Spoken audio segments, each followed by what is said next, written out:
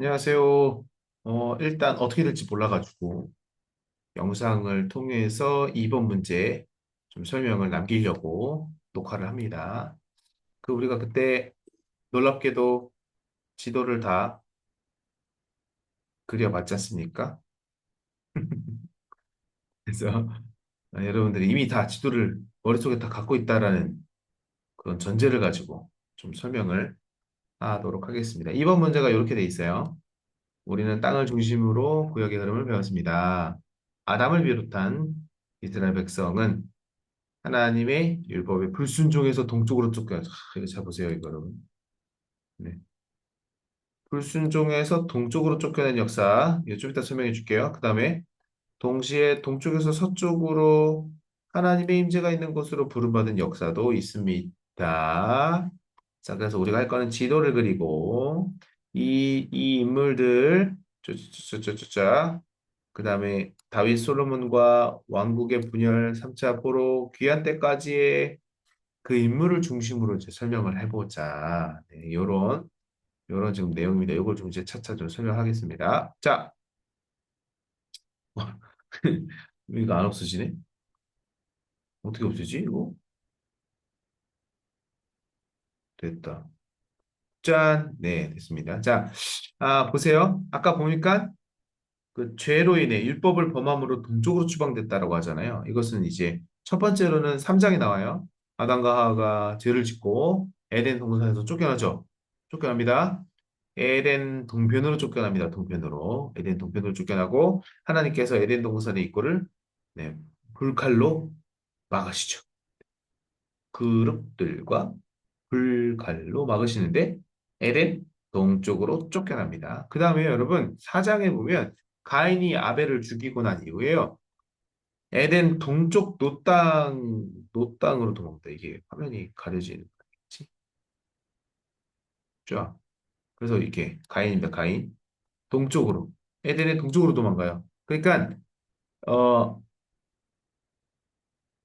동쪽으로 추방당하고 있는 죄인들의 모습을 보이고요. 이거 뭘까요? 이거 딱 보면 알겠죠? 바벨탑입니다. 근데 여러분, 이때 사람들이 동쪽으로 쫓겨난 건 아니고요. 사람들이 동쪽으로 옮기다가 이 죄성을 가진 사람들의 방향성을 말해주잖아요.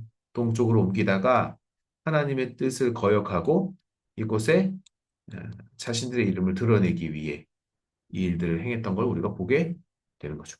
네. 자, 그런 역사가 있습니다. 그런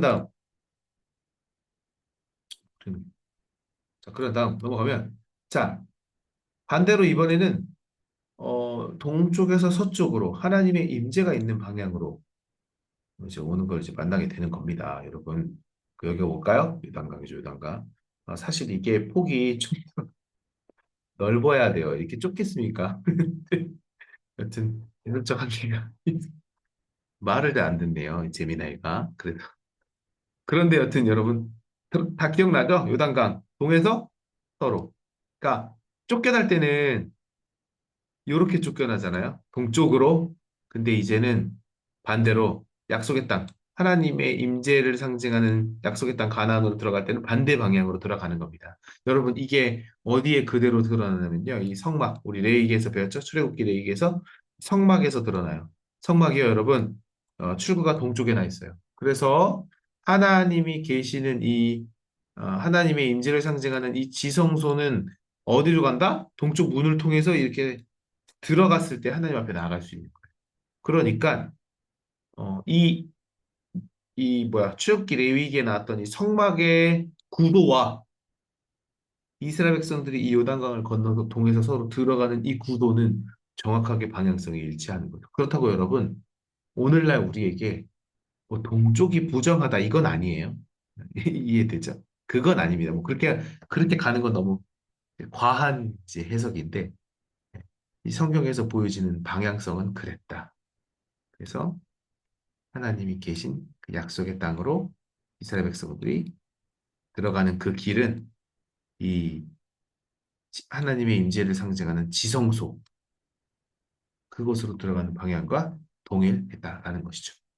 자, 그런데 중요한 건 이제 지도를 그려보고 그 역사에 있었던 이야기를 이제 해보자고 하는 겁니다. 이제 좀 빨리 갈게요. 영상 너무 길면 지루하니까. 그래서 여러분 이거 다 기억나죠? 여기 우리 여기 그다음 자 기억나죠? 배가 있어요, 여러분. 고깃배. 그다음에 낚싯줄이 꼬였어요. 네, 기억나죠? 그다음에 물고기가 등장합니다. 물고기가 등장. 그다음에 여기 큰 돌과 작은 돌. 그 이게 밑에가 뭐라 그랬죠? 밑에가 사해, 위에가 갈릴리 호수. 그다음에 이렇게 이쪽 반대편에도 이렇게 생겼다고 이야기했죠. 이렇게 더듬이 이렇게 두 개 나 있고 쭉쭉쭉 이렇게 그리는 거를 어, 현장에서 할 수 있으면 해보면 좋은데 뭐 그렇게 적절하게 인도를 받아서 그래서 이제 마지막으로 여기에 필요한 것들을 채워넣으면 여기 대해 이제 성경에는 대해라고 나옵니다. 오늘날 우리가 지중해라는 명칭을 쓰고 있고요. 요거는 이제 나일강. 그럼 여기가 뭐야? 애굽이죠. 그다음 여기 홍해가 있으면 이렇게 건넜다는 거예요. 근데 여기 시내산이 있습니다. 시내산. 그다음 염해, 사해. 그다음 요게 요단강. 그다음 긴네레트 호수는 갈릴리 호수 말하는 겁니다. 네, 이쪽에 페르시아 만이 있고요. 티그리스가 유프라테스강. 그래서 이쪽 어딘가 이 이제 에덴 동산이 있을 것이다. 그런 설명까지 다 했어요 그때. 여러분 어, 모르는 척 하시면 안 됩니다. 처음 듣는 것 같은 표정을 하고 있으면 안 돼요. 그래서 여기서 좀 짧게 짧게 주요 인물들을 좀 살피면 여기 그 창세기에 있었던 에덴 동산, 아담, 그다음에 뭐 가인, 6장 노아 이런 건 다 이쪽에 이렇게 창조 시대 1에서 11장에 있었던 거고요. 그다음에 이게 이제 이 아브라함의 행적이죠. 아브라함 행적. 네. 이쪽에 하란이 있습니다. 위쪽에 이렇게 갔다가 애굽도 찍었죠. 가뭄을 피해서. 그리고 다시 올라와서 결과적으로 아브라함은 이제 이쪽에 살았던 거죠. 그러다가 이렇게 이삭도 이쪽에 살았고요. 요셉 때 일로 다 내려가잖아요. 애굽으로. 요셉은 여기 있었죠. 그리고 나서 이제 모세를 통해서 출애굽을 합니다. 이렇게 여기 시내산 레위기. 그다음에 이제 여기부터 이제 뺑뺑이 도는 거예요. 40년. 뱅뱅뱅 해서 여기가 모세가 고별 설교를 하고 죽은 곳, 모압 땅, 여기 고별 설교한 곳. 여기서 이제 끝. 그 다음 여호수아가 요렇게 넘어가는 거죠. 여기 기억나죠? 여기다가 이제 좀 보이지 않아요, 여러분? 여기 이제 엄청난 거를 이미 여러분 알고 있는 거예요. 여호수아서 남쪽으로 갔다 북쪽으로 갔다 내려와서 여기를 정복하는 게 여호수아서에 쭉 나오는 기록입니다. 그러면 여러분 여기 이제 여호수아, 뭐 갈렙, 그 다음에 어 표기가 안 돼 있는데 여기 여리고성이 있거든요. 여리고성에 누구 있다고요? 라합이 있죠. 그 다음에 이쪽 근처에 아이성 있어요. 아이성 사건에 누가 있어요? 아간이 있습니다. 아간의 그런 것들이 담겨 있고요. 이제 룻기의 배경이 되는 이제 베들레헴 그리고 이 룻이 여기 이쪽에 있는 모압 땅에 갔다가 룻이 가는 게 아니라 나오미가 모압에 가서 룻을 만나가지고 룻이랑 또 다시 돌아오잖아요. 그렇죠? 사사기의 사사들도 대부분 이 이쪽 땅에서 다 활동을 했습니다. 그리고 다윗, 사울 왕 다 이쪽에 있었죠. 그 나중에는 나라가 둘로 나누죠. 솔로몬도 이쪽에 있었죠. 그 다음에 나라가 이제 둘로 갈라졌어요. 솔로몬 왕 이후로. 그래서 북이스라엘과 남유다로 이제 국가가 갈라지면서 이쪽에는 어, 여로보암, 그 다음에 남유다는 르호보암 왕으로 이제 계보가 이어져 갔던 거죠. 그렇게 쭉쭉쭉 연결이 됩니다. 그러다가 왕들이 쭉쭉쭉 나오다가 나중에 이제 BC 722에 북이스라엘이 먼저 망하고 이렇게 아수르의 포로로 붙잡혀 가는데 아수르는 식민지 정책이 어땠다? 다 섞어버리고 흩어버렸다. 그래서 북이스라엘의 이제 민족들은 흩어져서 이제는 흩어지고 섞여서 약간 정체성을 다 상실했다. 이야기했죠. 그 다음에 이 남유다는 이렇게 바벨론으로 BC 586 컴퓨터, 586 컴퓨터, 여러분 586 컴퓨터 모르겠군요. 바벨론으로 붙잡혀 갑니다. 네. 그래서 이 바벨론에서 포로 생활을 하다가 나중에 이제 바벨론이 페르시아에 망하고요. 이 페르시아의 고레스 왕이 칙령을 내려서 돌려보내죠. 이들 고향으로 돌아가. 그래서 1차 귀환 때 드룹바벨 1, 2차 귀환 때 에스라 학사죠, 학사. 성경을 가르치는 사람 에스라서. 그다음 3차 귀환 때가 느헤미야. 느헤미야는 예루살렘으로 돌아와서 성벽을 재건합니다. 네. 이렇게 3차 기한까지 있었고요. 그때 이 일들에 앞장섰던 사람들이 스룹바벨, 에스라, 느헤미야 이런 사람들이 이제 등장하게 되는 거죠. 그리고 여러분 에스더는요 이렇게 이 페르시아의 궁전에 있었기 때문에 에스더는 이쪽 지역에 거주했었던 인물입니다. 지도로 보면 그래요. 넘어가 볼게요. 자, 여러분, 요거는 이제 조금만 설명을 더해서 여러분들 지금 계속 이렇게 성경 시험도 보고 하고 있는데 다 우리가 구약 성경에 있는 모든 선지자나 이런 걸 다 다루진 않거든요. 거기에 이제 활동했던 사람들이에요. 북이스라엘에서 활동했던 선지자는 크게 두 명입니다.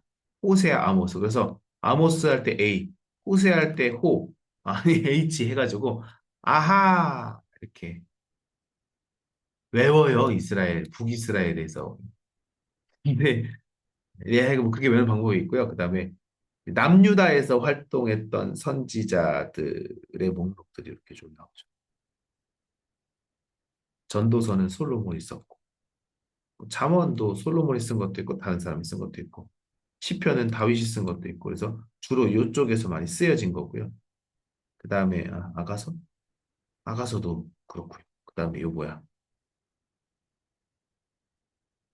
이런 이사야, 예레미야, 요엘, 미가 이런 사람들은요 대부분 이렇게 남유다에서 사역했던 선지자들입니다.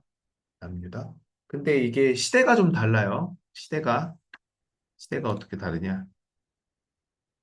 예를 들어 이 학계 이 사람은요 포로 포로 이후의 사람이에요. 포로 이후 귀환했을 때 너네 왜 성전 짓는 거 멈춰? 이런 선포했던 사람이거든요. 스가랴도 포로 이후, 말라기도 포로 이후의 사람이 선지자입니다. 시대가 달라요. 그래서 뒤쪽에 맨 끝에 배치돼 있잖아요. 그다음에 이 오바댜라는 사람은요, 에돔이라는 그 에서의 후손을 향해서 선지자로 사역했던 사람이고요. 욥기 있죠, 욥기 알죠, 여러분? 이 욥은요, 이 우스라는 땅, 지리적으로는 이쪽에 거주했던 것입니다. 근데 여러분, 이 욥기가 있었던 시대는요, 창조 시대, 그러니까 거의 뭐 아브라함급의 그런 시대에 살았던 사람으로 이제 보고 있어요. 고담, 에스겔, 다니엘 이 사람들은요, 바벨론 포로기의 사람인데 바벨론에서 살았던 사람들입니다. 다니엘 거기 바벨론에 잡혀갔잖아요. 그래서 교육받고 하잖아요. 그다음에 에스겔도 바벨론에 포로로 붙잡혀 가서 여기서 사역을 했습니다. 그런 배경들을 가지고 있는 사람들이고요. 그다음에 요나는 아수르, 에스도 니느웨에서 네, 니느웨에서 사역을 했죠. 물고기 뱃속에도 들어갔다 나오고, 그다음 나움도 아수르를 향해서 이제 선지자로서의 사역을 감당했던 인물입니다. 이렇게, 그러니까 뭐좀 구체적으로 우리가 좀 공부를 하자면 어떤 위치에서 사역을 했느냐, 그리고 어떤 시대 사람이냐, 포로 전 사람이냐, 포로기 사람이냐, 포로 이후 사람이냐, 이렇게 나눠볼 수 있어요. 네, 이렇게 나눌 수 있어요, 여러분. 그래서 이렇게 돼 있습니다. 이 자료는 또 얼마든지 드릴 수 있습니다. 네, 물론 보지 않겠지만 이렇게 이제 구분할 수 있습니다. 그래서 우리가 선지자의 사역들을 우리가 구분할 때도 포로 이전인가요? 포로 시기에 일했나요? 그다음 포로 이후에 일했나요? 이런 것들을 보게 되는 거고요. 어떤 시대에 일했던 사람입니까? 분열왕국 시대는 남과 북으로 나뉘어 있던 그 시대를 말하는 거고요. 남한국 존속 시대는요. 이제 북은 망하고 남쪽 유다만 남아있을 때를 얘기하는 거예요. 그이 사람들이 좀 더 뒤에 사람들이겠죠?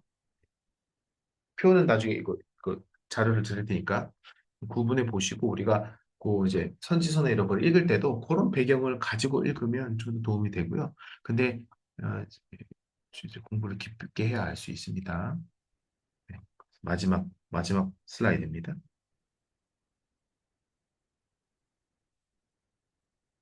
예, 이렇게 쭉 정리하면 이렇게 정리해 볼 수가 있겠습니다. 여러분 좀 천천히 더 설명하면 너무 길어지니까 그렇게 하도록 하겠습니다. 네, 여러분 하여간 이번 한 학기도 TTS 훈련 받으면서 말씀을 공부하고 뿐만 아니라 여러 면에 있어서 공동체를 섬기고 또 영적인 성장을 이뤄갈 그 시간들에 충실하게 임한 것에 대해서 너무 잘했다고 또 수고했다고 말해주고 싶고요. 또 주님께서 여러분들이 귀한 성장과 훈련의 시간들을 통해서 아름답고 귀하게 사용하실 줄 믿습니다. 이제 종강 잘 하고 또 학교 종강도 잘하고 또 여름 사역 힘있게 같이 달려나가면서 더 큰 은혜를 누리고 성장하는 기회로 삼았으면 좋겠어요. 여러분, 젊은 날에 좋은 믿음의 공동체에서 귀한 믿음의 동역자와 이 함께 이런 시간들을 보내는 게요. 정말 정말 엄청난 축복입니다. 간사님이 여기 신대원 와서도 그런 걸 많이 많이 느끼고 있습니다. 다시 한번 축복하고 너무 고생 많이 했습니다. 오늘 모임 마무리 잘 하시기 바랍니다. 바이바이.